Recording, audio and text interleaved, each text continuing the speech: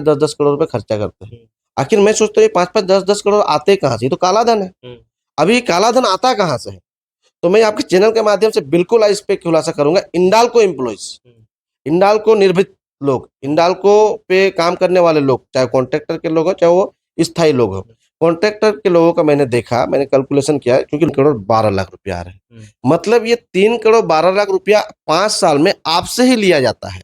मतलब हिंडाल्को कॉन्ट्रैक्ट मजदूर से लिया जाता है और यही पैसा इलेक्शन के समय बांट दिया जाता है। मतलब आप सिंपल समझिए कि आपका पॉकेट से लिया हुआ पैसा ही आपको इलेक्शन के समय बांट दिया जाता है और आपको दिखाया जाता है कि हमारी पार्टी ने आपको 500 रुपया दिया, 1000 रुपया दिया, दारू पीने दिया, हड़िया पीने दिया, मुर्गा खाने दिया और आप हमको वोट कीजिए। तो लोगों को समझना होगा ये जो 10-10 करोड़ रुपए खर्चा करते हैं। आखिर मैं सोचता हूँ ये 5-5, 10-10 करोड़ आते कहाँ से? ये तो काला धन है।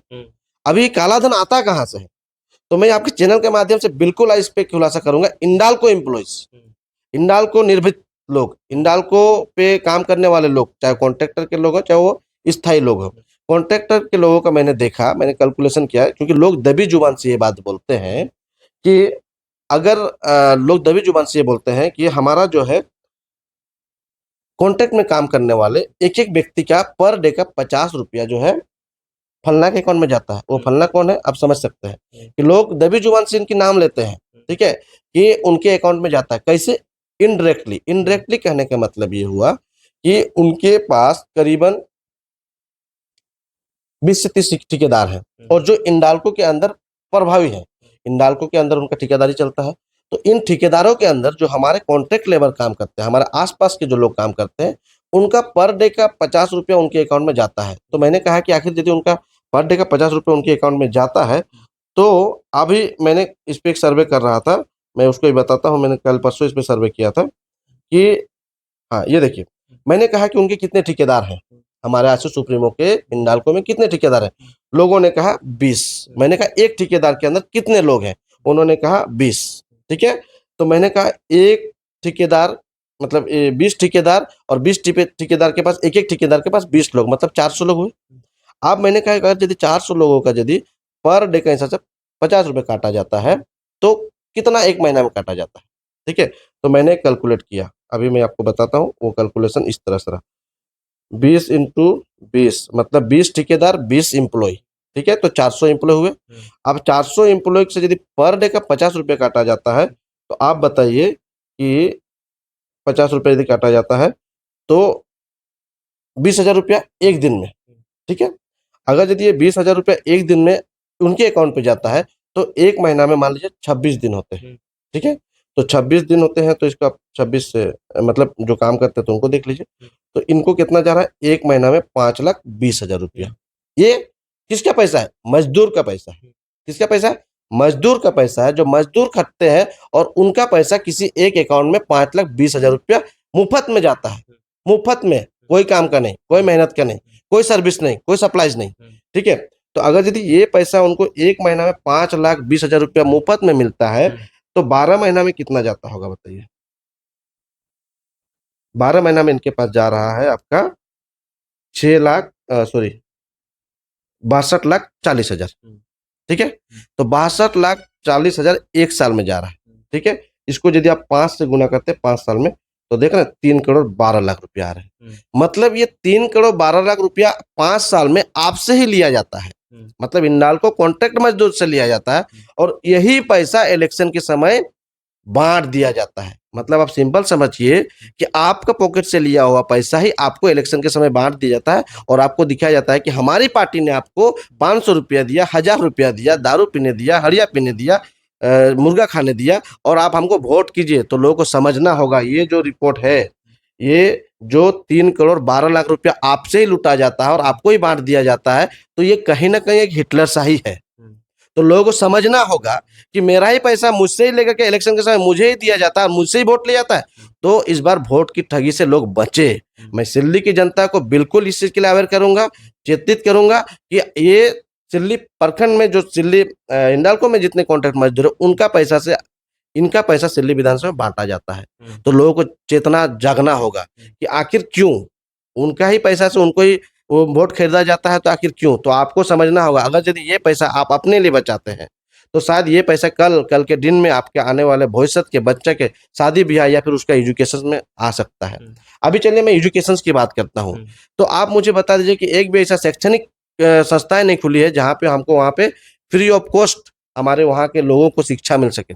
हमारे वहाँ पे दिल्ली पॉलिटेक्निक कॉलेज खोला गया है, लेकिन आप मुझे बताइए कि उस कॉलेज में सरकारी खजाना लगा, सरकार के पैसे लगे, जमीन सरकार की रही, लेकिन वहाँ पे हमारे लोगों को क्या मिला? कुछ नहीं। आज इसे प्राइवेटाइजेशन कर दिया गया है, ये टेक्नो इंडिया को दे दिया गया है, जबकि वहाँ पे शिक्षक भी बंगाल के आते हैं।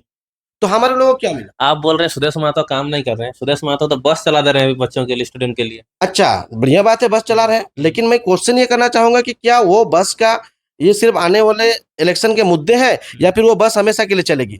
ये बस की अनाउंसमेंट उन्होंने 18 से 20 दिसंबर तक जो गुंज का मेला होता है, उस गुंज के मेला में उन्होंने आह्वान किया था, लेकिन आज 6 महीने के बाद उसको इम्प्लीमेंट कर रहे हैं। तो ये कहीं ना कहीं चुनावी माहौल है। आप देख सकते हो 2019 के चुनाव देख सकते हो, ये लोग क्या है ना कि काला धन को यूज करने के लिए और वोट को अपने बस में करने के लिए कुछ ना कुछ ये षड्यंत्र रचते हैं। तो मैं चुनाव आयोग से भी रिक्वेस्ट करूंगा कि ऐसे निष्पक्ष वोट को कहीं ना कहीं भटकाने के लिए लोगों में प्रलोभन दे करके इस तरह काम किए जाते हैं। आज जो ये बस एक्सप्रेस चल रहा है, तो ये बस एक्सप्रेस आज ही क्यों चल रहा है? आज से 4 साल पहले क्यों नहीं चलाया गया? ठीक है, चले चलाइए, बड़ी बात। मैं स्वागत करता हूँ ऐसी चीजों का कि उन्होंने ये अच्छा पहल किया, स्वागत करता हूँ, लेकिन क्या ये इलेक्शन के बाद कंटिन्यू रहेंगे, ये जानने की जरूरत है।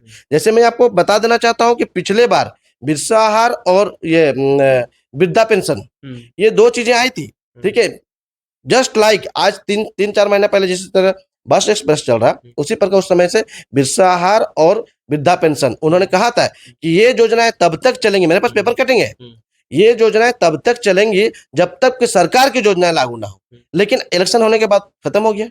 तो ये कहीं ना कहीं इलेक्शन को निष्पक्ष तरीके से नहीं होने देते हैं।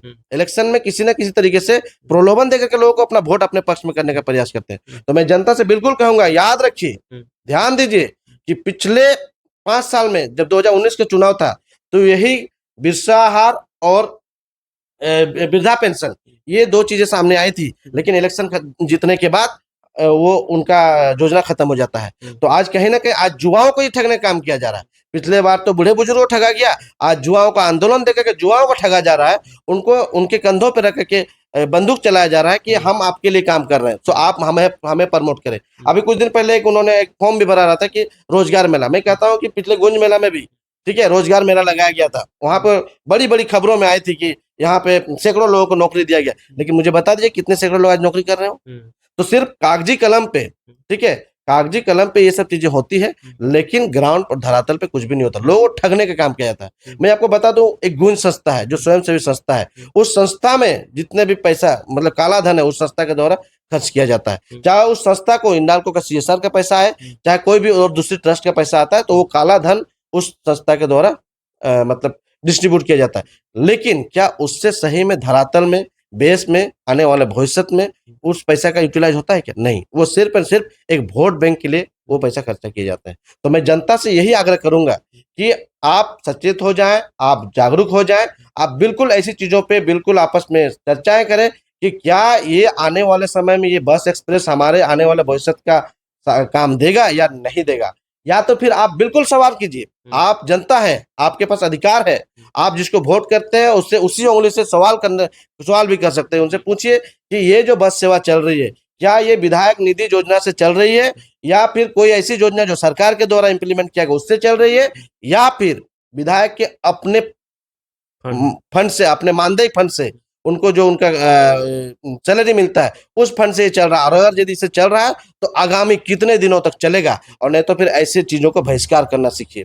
मैं आपको हिटलर की कहानी बता देता हूँ। हिटलर एक मैंने बुक में पढ़ा है, जो हिटलर शाही जिसको तानाशाही का कहा जाता है, हिटलर तानाशाही कहा जाता था, उसने भी यही काम किया था। सदन में एक मुर्गी का पंख को बार बार उखाड़ा था, लेकिन वो मुर्गी तब तक चिल्लाते रहे जब तक उसका पंख उखड़ता गया, लेकिन पंख उखड़ने के बाद फिर उसको बस चना दे दिया और वो मुर्गी उसके पीछे चली गई। तो यही काम ये लोग करते हैं। इलेक्शन आने वाला है, अभी आपको तरह तरह के प्रलोभन देंगे। आज बस एक्सप्रेस चल रहा है, आने वाले कुछ दिनों में हो सकता है इसी तरह से बूढ़े बुजुर्ग को ठगने के लिए कोई शॉल बांटा जाएगा, कोई दर्री बांटा जाएगा, कोई कुर्सी बांटा जाएगा, ठीक है। तो दर्री, कुर्सी, शॉल और इन सब चीजों पे आप आने वाला भविष्य को मत मोड़िए। आने वाले भविष्य को मत तबाह कीजिए, मैं यही रिक्वेस्ट करूंगा, क्योंकि ये सब चीजें आने वाले समय में अगर यदि आप एक अच्छे लोगों को चुन के मतलब सत्ता में लाते हैं, हमारा नियोजन बनता है, सदन में जाके अच्छी बातें होती है, सदन में अच्छी नीतियां बनती है, तो शायद आपके आने वाले बच्चे, आने वाले भविष्य आपको ये सब कुछ खरीद के दे सकते हैं। मैं सिंपल से बात करता हूँ कि आज तकरीबन इस 23 साल में, ठीक है, कोई भी ऐसा मतलब एजुकेशन को लेकर ले ले या रोजगार को लेकर ले ले, जिसमें उन्होंने कोई भी ऐसा पहल किया होगा तो बता दीजिए। कहीं कोई पहल नहीं किया गया है। वो जबकि हमारे राज्य में मुझे लगता है कि डेप्यूटी सीएम तक रहे हैं। अगर वो चाहते तो कुछ भी ऐसा नियमावली बना सकते थे, नियोजन बना सकते थे, जिससे आने वाली भविष्य को या फिर हमको, क्योंकि हमारे पेरेंट्स ने उस पार्टी के साथ काम किया, हमारे पेरेंट्स ने उस पार्टी के लिए अपना खून पसीना बहाया, लेकिन वो लोग इसीलिए अपना खून पसीना बहाया था कि आने वाले समय में हमारे बच्चों का भविष्य बन जाए। झारखंड के आंदोलन 1986 में जब हुआ था, मांग जो की गई थी, उसमें जो आंदोलन में आया तो लोग क्यों, ताकि अगर यदि हमें एक अलग झारखंड मिल जाता है तो हमें वहाँ स्वायत्ता का अधिकार मिल जाएगा, जहाँ पे हमारा अपना अधिकार हो सकता है, अपना कानून हो सकता है, हम लोग डिफाइन कर सकते हैं कि हमारे लोगों का विकास कैसे हो सकता है, चाहे वो शिक्षा के माध्यम में हो, चाहे वो रोजगार के माध्यम में हो। लेकिन ऐसे कुछ भी चीज बनी नहीं है। तो ऐसे लोगों से समझने की जरूरत है, लोगों को बताने की जरूरत है कि अगर यदि इन लोगों ने ऐसा कुछ आपके लिए काम किया तो बिल्कुल उनको वोट कीजिए, और नहीं तो इस बार आप लोगों को वोट बदलिए। और आपको वोट इसलिए ही बदलना होगा, अगर यदि आपने वोट नहीं बदला तो आने वाले समय में लिख के ले लीजिए, ठीक है, आने वाले 20 साल में लिख के ले लीजिए, आपके बच्चों का भविष्य खराब हो जाएगा। इसलिए इस बार मैं दिल्ली की जनता से आह्वान करूंगा कि बिल्कुल आप लोग अपने बच्चे का भविष्य को देख करके वोट किया कीजिए। बिल्कुल आप आने वाले रोजगार को देख करके भविष्य कीजिए कि आपके बच्चों को रोजगार मिलेगा कि नहीं मिलेगा। ठीक है, आप आने वाले समय में ऐसे चीजों का ऐसे लोगों को वोट कीजिए जिससे आपको लगे कि हमारे फेवर में कानून व्यवस्था, सुशासन व्यवस्था बन सके। ऐसे चीजों पे आपको वोट करना होगा।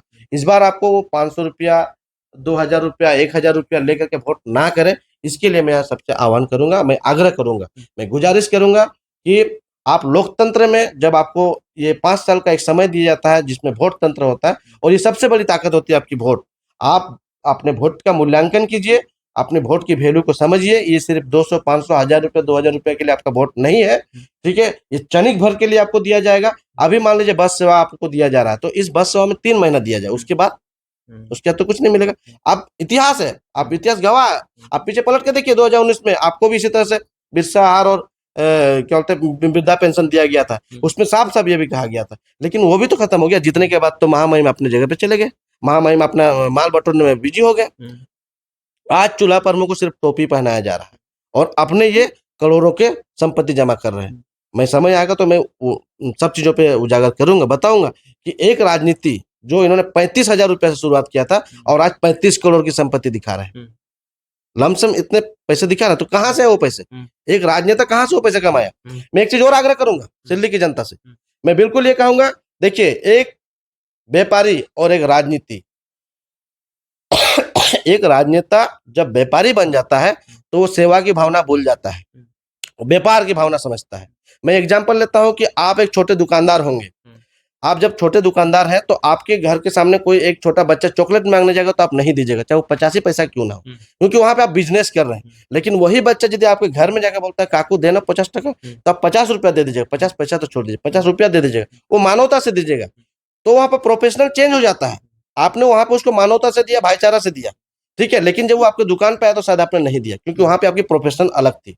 उसी प्रकार जब एक राजनेता जब एक व्यापारी बन जाता है तो वो व्यापार के हिसाब से सोचता है। आज दिल्ली की जितनी भी जनता है उस जनताओं से वो व्यापार करना चाहता है, उनके वोट का वो व्यापार करता है, तो वो व्यापारी बन चुका है। अब वो आपकी सेवा नहीं कर सकता है, अब वो सेवा के भावना से बिल्कुल ही नहीं सोच सकता है। यदि आपके लिए रोड की बातें आएगी तो वहां पे चाहेगा चीप एंड बेस्ट में कौन सा हो, क्योंकि उसमें हमको व्यापार करना है। सप्लायर भी मेरा हो, ठेकेदार भी मेरा हो, ये व्यापारी होंगे, वो उसी तरह से व्यापार कर रहे हैं। इसीलिए आप राजनेता चुनिए, आप एक ऐसा नेता चुनिए जो आपके लिए काम कर सकता है, सामाजिक काम कर सकता है, न्यायिक काम कर सकता है, नीति नियोजन पर काम कर सकता है। लेकिन यदि आप उसी नेता को व्यापारी बनाकर चुनते हैं तो वो आपके लिए आपके साथ व्यापार कर सकता है, चाहे वो 1 पैसा का व्यापार हो, चाहे 1 करोड़ का व्यापार, वो आपके साथ व्यापार करेगा। तो आज समाजवाद छोड़ के ये लोग पूंजीवाद में आ गए हैं, तो दिल्ली की जनता को समझना होगा कि आपको ये पूंजीवादी लोगों को हटाना पड़ेगा और समाजवादी लोगों को इस बार वोट करना होगा। तो मैं अपील करना चाहूंगा कि आप लोग समाजवादी, जनवादी नेताओं को वोट कीजिए, पूंजीवादी नेताओं से दूरी बनाइए। इतना समय देने के लिए बहुत बहुत धन्यवाद। बहुत बहुत धन्यवाद मनोज जी, और आपने जो समय दिया इसके लिए मैं भी आपको तहे दिल से आभार और धन्यवाद करता हूँ।